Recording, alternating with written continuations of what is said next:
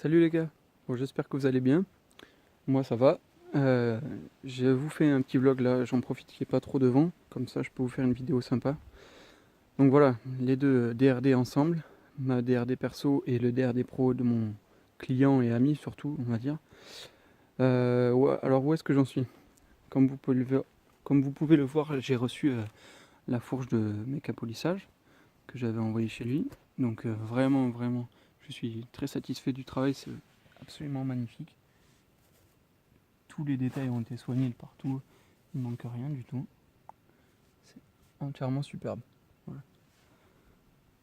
Donc ça c'est superbe. Je pensais pouvoir la monter aujourd'hui sur la DRD Pro et malheureusement je peux pas la monter en lieu et place tout bêtement, j'avais pas regardé avant. En fait sur les T de DRD Pro, j'ai pas exactement les mêmes cotes. Ça se joue à vraiment pas grand chose, hein. Mais j'ai 1 millimètre de moins à chaque fois en haut et en bas que sur les tubes. Donc je vais faire rectifier ça. J'ai un ami usineur, donc je pense qu'il pourra me faire ça. Je pense. Bon, voilà, ça fait un petit retardement. Je pensais pouvoir monter les tubes aujourd'hui, mais du coup, j'ai pas pu. J'en ai profité pour avancer sur autre chose. Donc, je vous montre. Je sais pas si je vous avais montré la jante avant l'autre jour. Donc, avec les deux disques que j'avais bien rattrapés, tout nettoyé. Les roulements neufs que j'ai montés également. Et là, j'ai fait un essai. Vous me direz ce que vous en pensez. Les vis pour les disques, là, c'est des vis d'origine Derby qu'ils mettent pour les carénages. Et donc c'est des vis en inox, comme vous pouvez le voir là, en tête bombée, 6 points creux. C'est assez joli. Je trouve que c'est discret quoi.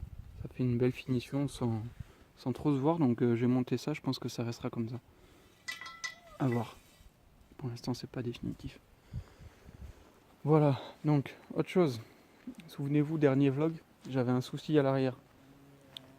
Le souci est rectifié. Je vous explique pourquoi. En fait, tout bêtement, déjà il y a un gars qui m'a contacté sur ma page, je me souviens plus son prénom, et il m'a fait remarquer un truc, mais vraiment tout bête, effectivement. J'ai pris la cote, ici, d'écartement du bras de DRD Pro, je l'ai comparé à un bras de DRD Racing, étant donné que c'est des jantes de DRD Racing Limited, et je me suis rendu compte que c'était la même cote. Et de suite ça a fait tilt, ça veut dire en fait tout simplement que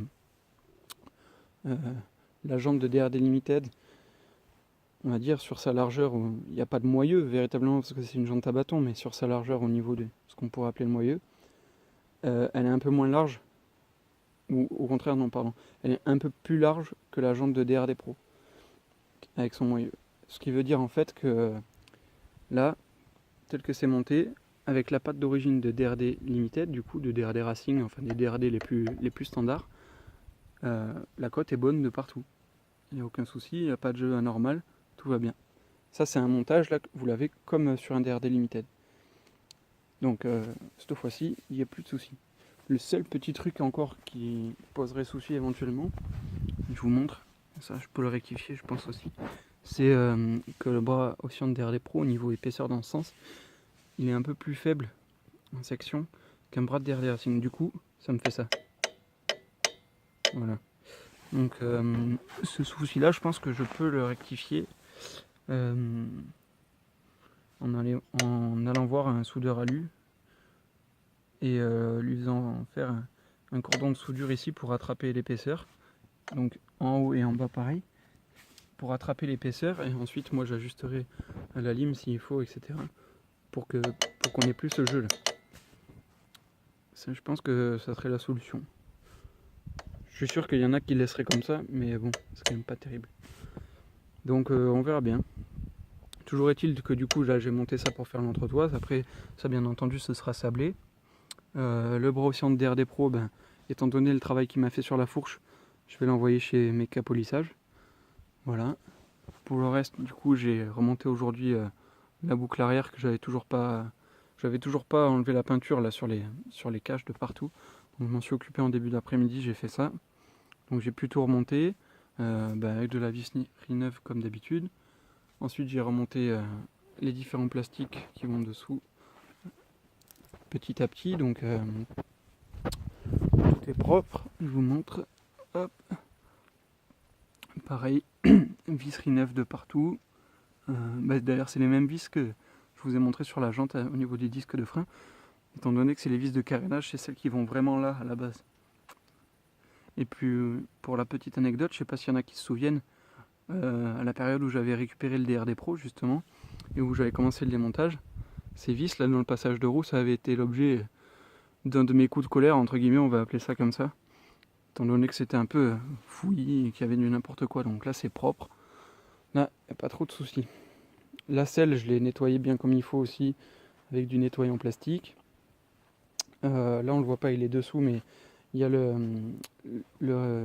comment on peut appeler ça, le récipient entre guillemets pour le support batterie, voilà, le support batterie que j'ai monté, pareil avec de la visserie neuve, c'est toujours les mêmes vis. Ça c'est le réservoir d'occasion que j'avais, donc vous pouvez le voir là, il manque une partie. Je vais essayer de voir si je peux pas trouver un bouchon complet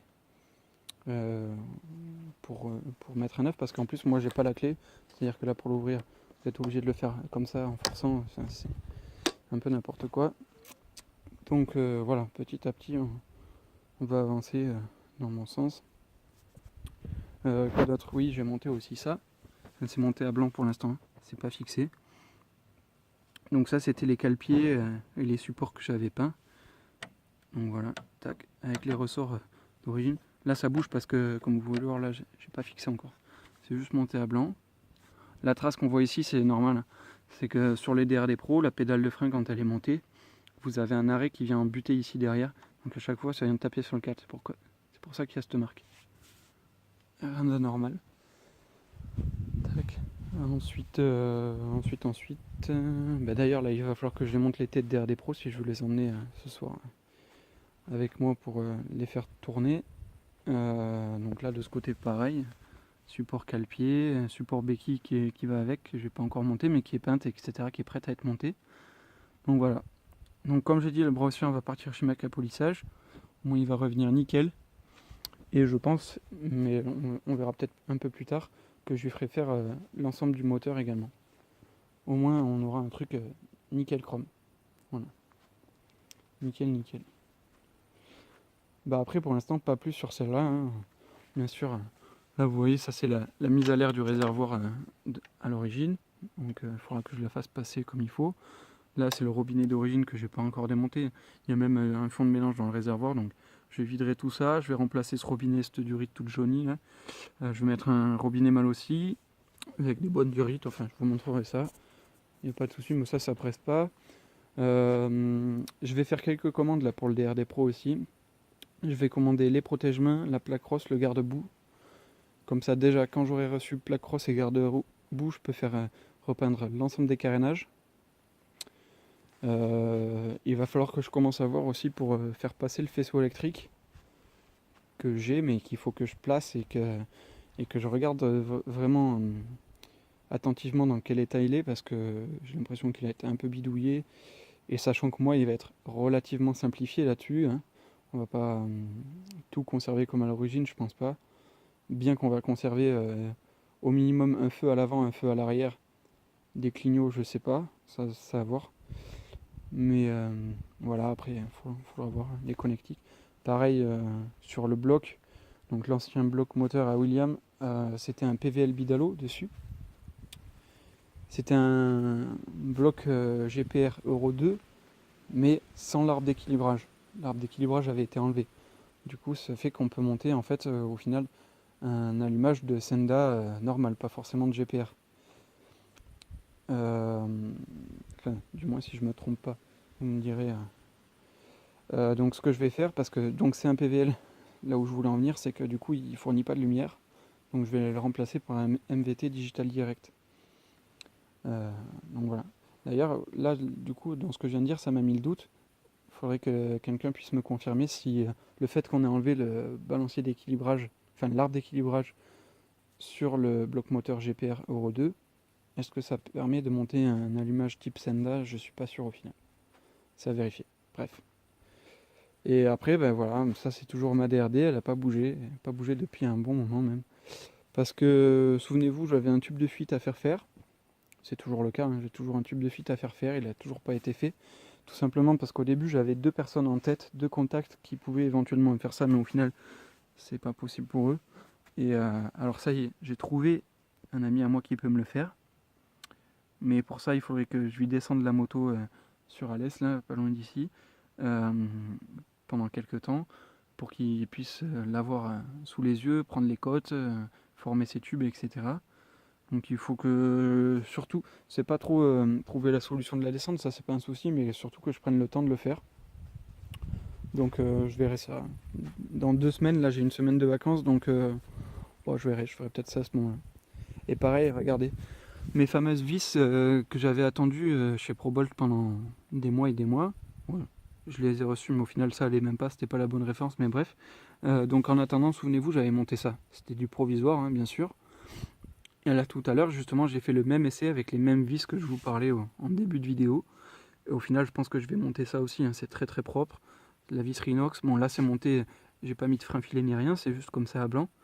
Mais je pense que je vais valider ça, que je vais démonter toutes les vis et les remplacer par ce modèle là, en les freinant bien comme il faut. Voilà. Donc oui, du coup toujours en attente du tube de fuite.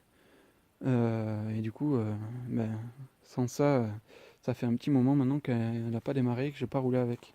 D'ailleurs, ça me manque un peu, donc peut-être qu'en attendant de faire le tube de fuite, je remonterai peut-être le Pobidal au passage bas pour aller faire quelques petits tours, parce que du coup, ne pas avoir de moto, c'est un peu gênant. Voilà, pareil, il faudrait que je change les poignées là. Ça, en fait, il y a longtemps, ces poignées, je les avais découpées à l'arrache. Quand je dis il y a longtemps, c'était il y a vraiment très longtemps.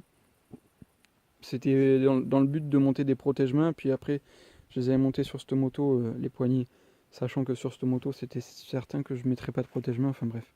Faut juste que je les remplace. D'ailleurs, j'ai acheté des dominos bleus et blanches, et je les ai présentés pour voir ce que ça pouvait donner. Mais je me rends... Enfin, je trouve que le noir, ça fait plus sobre. Le bleu et blanc, par rapport à la déco, ça fait un peu trop moderne. Ça rajoute une touche de couleur qui n'est pas forcément la bienvenue, quoi. Donc, à voir, c'est un peu flou. Ah, ça va mieux. Donc voilà, c'est un peu, on a fait le tour.